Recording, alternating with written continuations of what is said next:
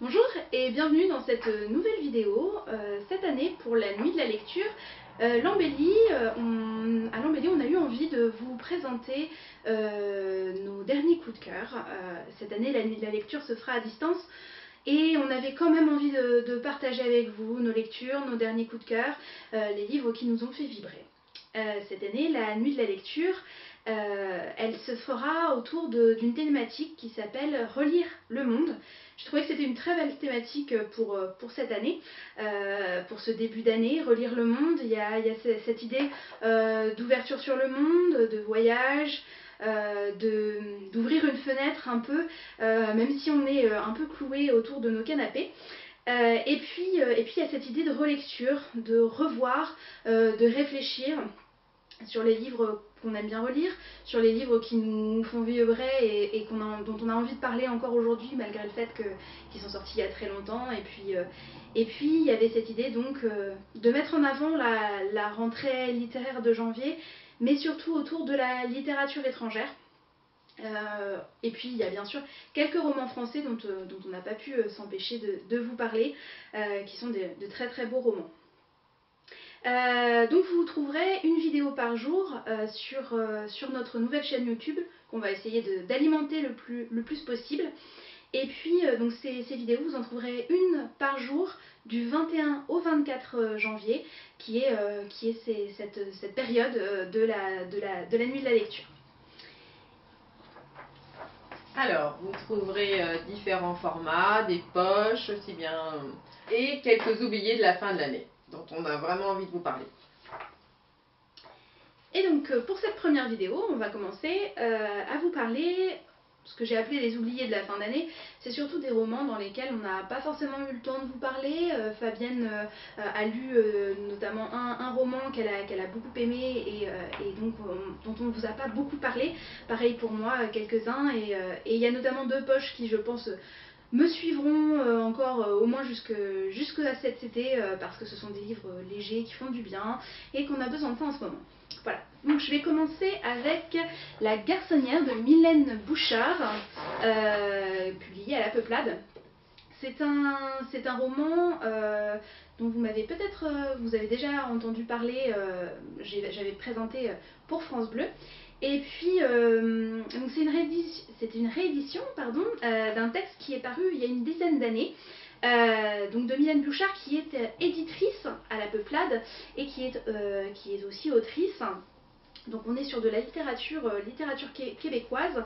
Et puis c'est une maison d'édition moi que j'aime beaucoup suivre. Ils ont vraiment une super collection, un catalogue très approfondi, et je vous en parlerai d'un autre qui fait partie de mes coups de cœur. Et donc La Garçonnière, c'est l'histoire de deux personnages qui vivent du côté de Montréal. Il y a Mara et il y a Hubert. Ils vivaient pas sur le même parallèle, et ils vont essayer de se rencontrer. Ils se rencontrent malgré tout, malgré le fait qu'il n'y avait pas forcément de route qui les rejoignait. Et puis ça va être l'histoire d'un amour fou, un amour qui se tisse autour de la littérature. Du côté d'Hubert, ça va être un amour qui va être complètement obsessionnel, et du côté de Mara, c'est un amour très profond, mais qui est aussi empreint de beaucoup d'indépendance. Ce que j'ai beaucoup aimé dans ce roman, c'est que le paysage va va s'intégrer, va prendre forme autant que l'amour, et donc on va avoir des routes qui séparent, on va avoir au contraire des rues qui rejoignent, et puis ça va être beaucoup autour de cette géographie que va se jouer le roman. Voilà, c'est un très très beau roman d'amour, un roman aussi d'atmosphère, de littérature, qui parle de littérature, et voilà, c'était un très très beau coup de cœur de cette fin d'année. Donc j'espère que voilà, il va aussi vous plaire, et je le garde encore un peu de temps sur mes tables, et je vais bien sûr vous en parler. Fabienne, tu vas nous parler toi de Les secrets de ma mère de Jessie Burton. C'est ça.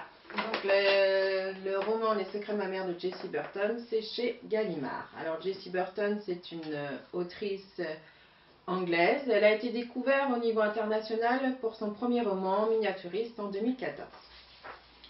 Alors, dans ce livre, on nous raconte l'histoire de Rose qui a grandi sans sa mère, Élise, partie alors qu'elle n'était qu'un bébé. À 34 ans, son père lui fait une révélation soudaine.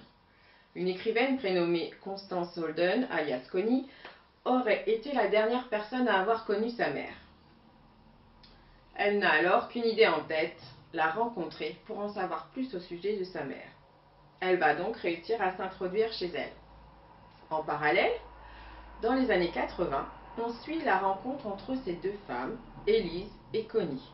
Leur histoire amoureuse va déménager de Londres à Los Angeles pour superviser l'adaptation d'un de ses romans au cinéma. Mais Élise supportera-t-elle la vie hollywoodienne? C'est là que tout va basculer pour elle. Alors des thèmes forts sont abordés, intéressants, la quête éperdue de soi-même, la place dans le monde, le féminisme, l'homosexualité, notamment dans le cinéma, puisque l'auteur est également comédienne. La romancière parle abondamment de la place des femmes dans la société britannique et américaine dans les années 80 et à notre époque. On parle aussi de leur relation à la maternité, à la famille et de leur quête identitaire. Ce roman dévoile la quête désespérée de ses origines, le besoin de comprendre pour pouvoir se construire. Cette compréhension est difficile mais nécessaire pour appréhender ce sentiment d'abandon.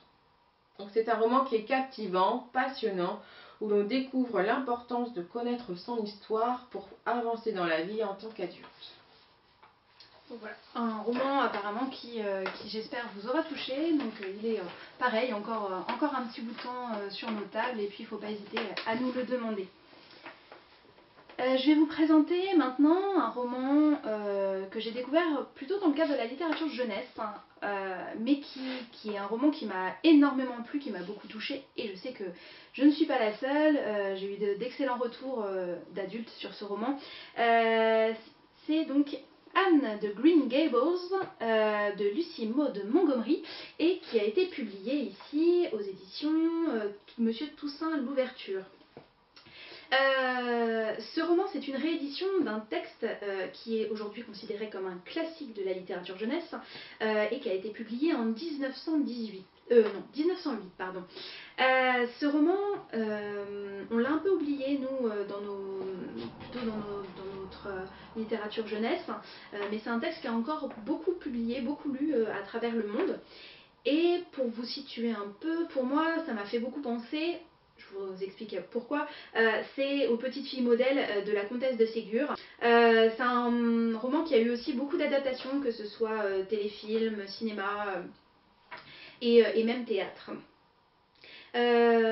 Lucy Maud Montgomery, c'est une jeune femme autrice canadienne qui a vécu au début du XXe siècle. Pour ce qui est du résumé, dans ce roman, on va suivre l'histoire de Anne Shirley. Anne Shirley, c'est une petite fille orpheline qui est donc dans un orphelinat, et puis on va suivre deux personnages qui vont devenir une sorte de mère et de père, mais qui voulaient absolument adopter un garçon pour les aider dans la grande maison, dans leur grand domaine qui est Green Gables, donc notamment sur les travaux des champs, sur les travaux pour les aider. Et puis il va y avoir une erreur, c'est qu'au lieu d'avoir un garçon, va arriver Anne Shirley, une jeune fille particulièrement bavarde, méconnaissante de tous les usages en société.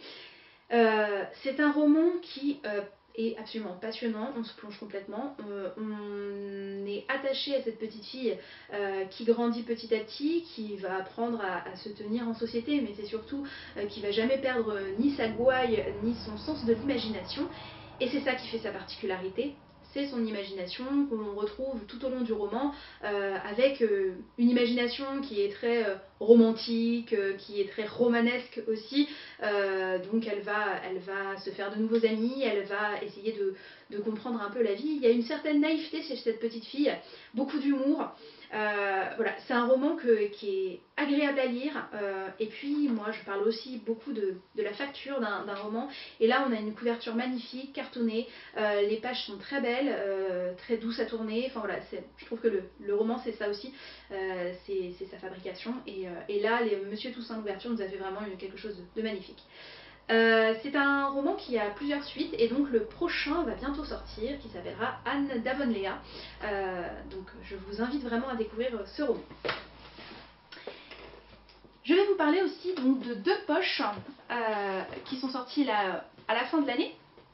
Il s'agit de La Somme de nos folies et puis Or. Donc La Somme de nos folies, c'est donc de Chiliko paru chez Zulma, qui est sorti donc à la fin de l'année en poche, qui a été un de mes grands coups de cœur de l'année dernière, notamment pour son côté assez décalé, fantasque et en même temps très joyeux. Il a été écrit par donc une Malaisienne, Chiliko, qui est née dans une communauté chinoise. Je dis ça parce que c'est très important. En Malaisie, il y a trois communautés très importantes, la communauté chinoise, la communauté malaise et la communauté anglaise. Et donc elle est née dans une communauté chinoise. Elle écrit en anglais et donc c'est son premier roman. Dans ce roman, on commence avec la montée des eaux dans un petit village de Lubok Sayong qui est entre deux vallées et qui prend un peu plus l'eau que les autres. Les personnages vont essayer de faire parler un peu de leur petit village en essayant d'amener le tourisme, en essayant aussi voilà, de gérer les problèmes communautaires qu'il y a en Malaisie qui sont récurrents. Et ce petit village, ce que j'ai aimé, c'est les personnages. Ils savent raconter des histoires, ils savent conter, ils savent aussi vous faire rire, ils sont extrêmement touchants. C'est des personnages ouais, inoubliables pour moi. On va avoir un vieux monsieur qui va s'enticher d'une petite fille parce qu'elle est adorable et parce qu'il lui fait penser qu'il aurait bien aimé être père, hein, qui va l'adopter. On va avoir aussi une femme trans qui va essayer de monter un hôtel et qui reprend les légendes locales pour pouvoir monter cet hôtel. Voilà, c'est un roman qui fait du bien.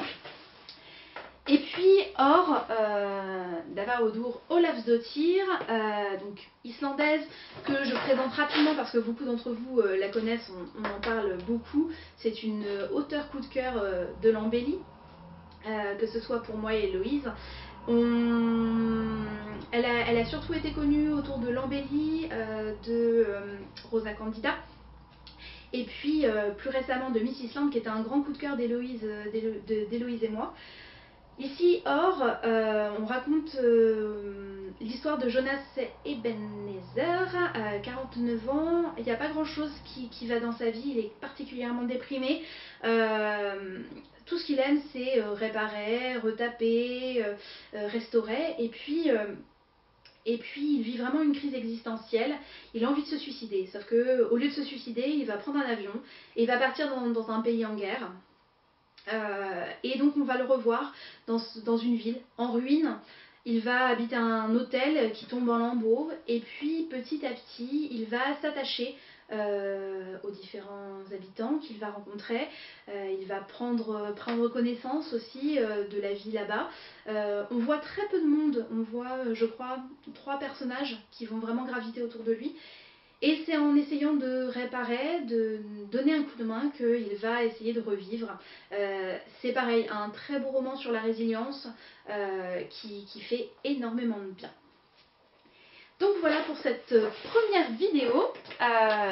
C'était donc nos petits oubliés de la fin de l'année qu'on va en continuer à vous conseiller. Et puis n'hésitez pas à nous les demander.